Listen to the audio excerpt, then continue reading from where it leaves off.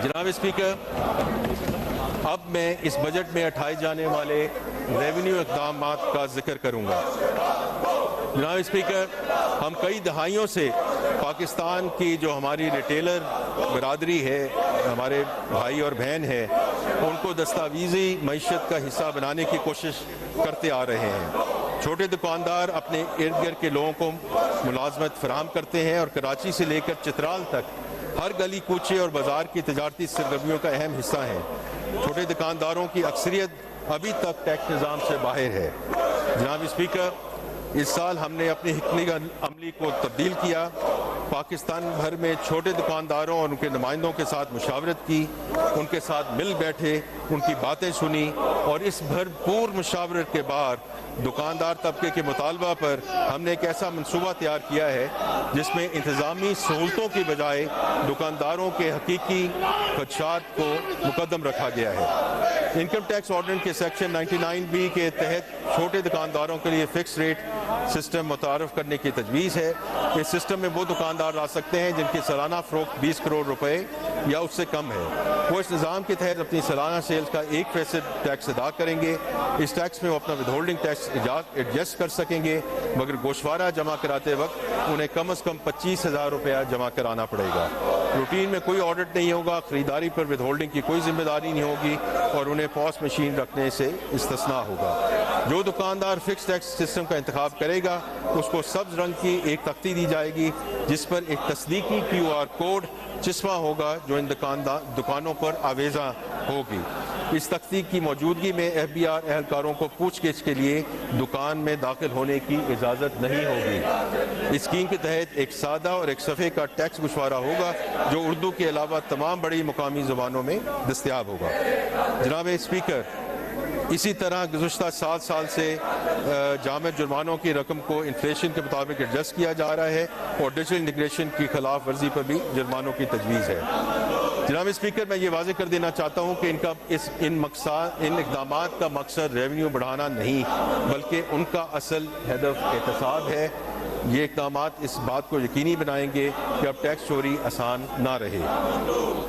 Sales tax act में third schedule के दायरा कार को वसअत दी जा रही है और इसमें फास्ट मूविंग कंज्यूमर गुड्स की कैटेगरी को शामिल किया जा रहा है। मिलती जुलती या एक जैसी अशिया को इनकी दर्जा बंदी की बुनियाद पर मुख्तलिफ शरह से टैक्स लगाया जाता रहा है, जिसकी वजह से अंडर इनवॉइसिंग और अशिया की गलत दर्जा बंदी का रुझान बढ़ा। इन खराबियों को दूर करने के लिए इस दर्जा बंदी में अशिया के टैक्स रेट्स को माकूल करने की तजवीज़ है। मौजूदा कानून के तहत अगर कोई कंपनी किसी गैर रजिस्टर्ड सप्लायर से सामान खरीदती है तो रकम की अदायगी के वक्त सप्लायर से विदहोल्डिंग टैक्स वसूल किया जाता है। तजवीज़ ये है कि अब इंडिविजुअल्स और AOPs भी अगर किसी गैर रजिस्टर्ड सप्लायर से सामान खरीदेंगे तो रकम की अदायगी के वक्त विदहोल्डिंग टैक्स अदा किया जाएगा कि ताकि तमाम गैर रजिस्टर्ड सप्लायर्स खुद को सेल्स टैक्स के कानून में रजिस्टर करने को तरजीह दें। जनाब स्पीकर, अब मैं एक बहुत इम्पोर्टेंट मौजू की तरफ आता हूँ जो है FBR का नया टैक्स ऑपरेटिंग मॉडल। इसमें 3 बड़े जो हैं उसके पिलर्स हैं। पहला है the national faceless centre and assessment system.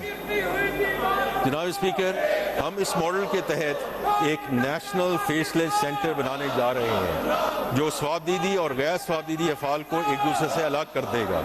इस मरकज़ में मौजूद फेसलेस विंग के पास स्वाबदीदी इख्तियार यानी कि डिस्क्रेशनरी पावर जैसा कि ऑडिट, असेसमेंट और क्वालिटी कंट्रोल होंगे, जबकि field operation wing which is verification, registration, recovery का जिम्मेदार होगा और उनके पास कोई डिस्क्रेशनरी पावर नहीं होगी। इन दोनों दफातर के दरमियान बुनियादी फ़र्क स्ट्रक्चर और कानूनी नौयत का होगा।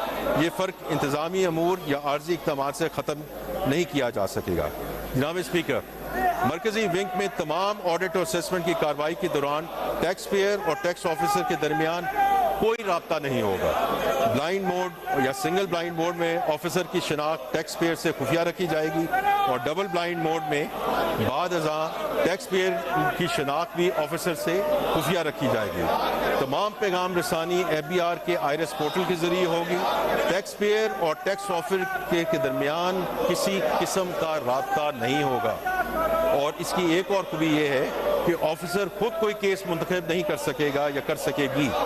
خود کار طریقہ کار کے تحت سسٹم رسک کور کی بنیاد پر کوئی کیس آفیسر کو تجویز کرے گا، یعنی کہ اسے اسائن کرے گا.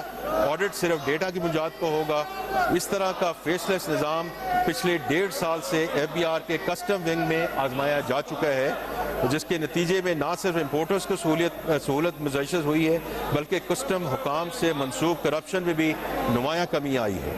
میں امید کرتا ہوں کہ انکم ٹیکس اور سیلز ٹیکس میں بھی اس اقدام سے کرپشن میں خاطر خواہ کمی ہوگی. جناب اسپیکر، سب سے اہم تبدیلی صرف پہچان خفیہ رکھنا نہیں بلکہ طریقہ کار میں بھی اختیارات کو الگ کرنا ہے. سسٹم کیس خود منتخب کرے گا، ایک علیحدہ آڈٹ یونٹ اس کا معائنہ کرے گا. کوالٹی کنٹرول یونٹ جو آڈیٹر سے بالکل الگ ہوگا ہر آرڈر کے ایشو ہونے سے پہلے اس کا معائنہ کرے گا. ٹیکس ڈیمانڈ بالکل مختلف اسیسمنٹ فنکشن کی ذمہ داری ہوگی. ریکوری کے معاملات ایک اور حصہ دیکھے گا. اس پوری چین میں کوئی ایک افسر کسی کیس پر شروع سے آخر تک اس کی گرفت نہیں ہوگی.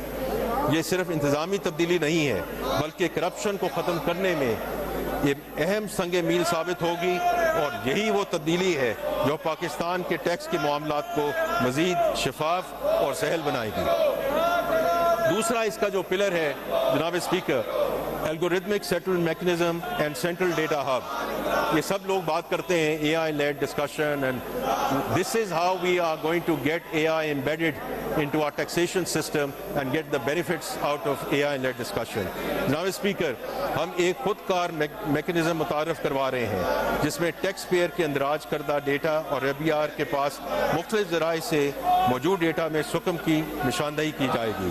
اس اقدام سے روایتی آڈٹ کے طریقہ کار میں ہونے والے اخراجات، تاخیر اور پریشانی کو ختم کر دیا جائے گا.